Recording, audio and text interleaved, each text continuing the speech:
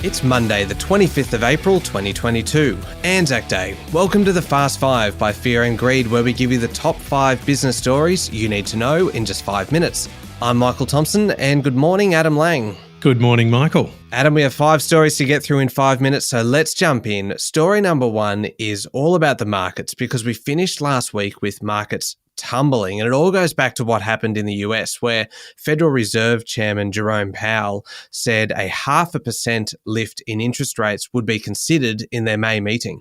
That's right, Michael, and markets around the world were very quick to react. Investor confidence was seriously rattled. The Nasdaq was down 2.6%, London's FTSE and Europe's Stoxx 600 were both down around 1.2%. The Hang Seng dropped more than 4%. The S&P ASX 200 had its worst day on Friday since February, down 1.6%, with all sectors down except healthcare.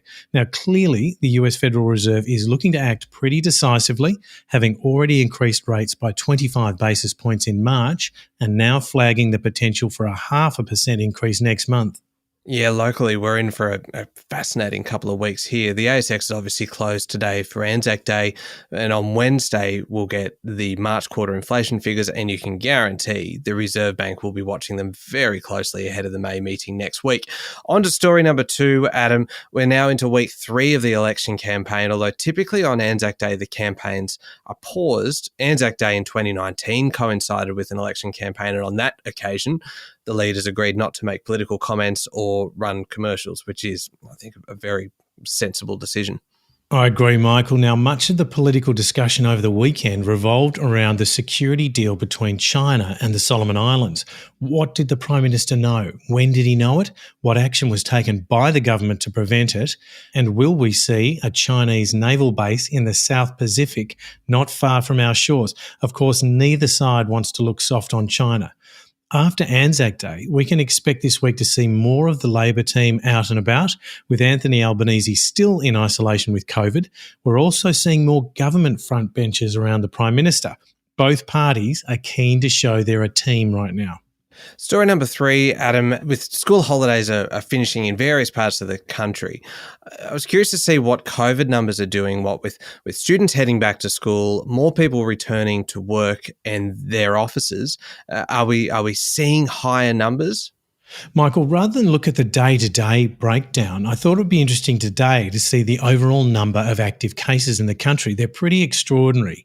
At the end of last week, there were 370,000 active cases around the country.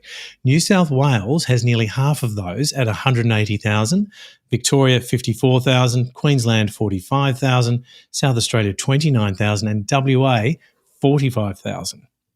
Yeah, it's interesting, Adam. New South Wales and Victoria have changed close contact and isolation rules, and the same change is coming into effect in the ACT from Wednesday. In those states, close contacts without any symptoms will no longer have to quarantine, provided they wear a face mask in indoor settings.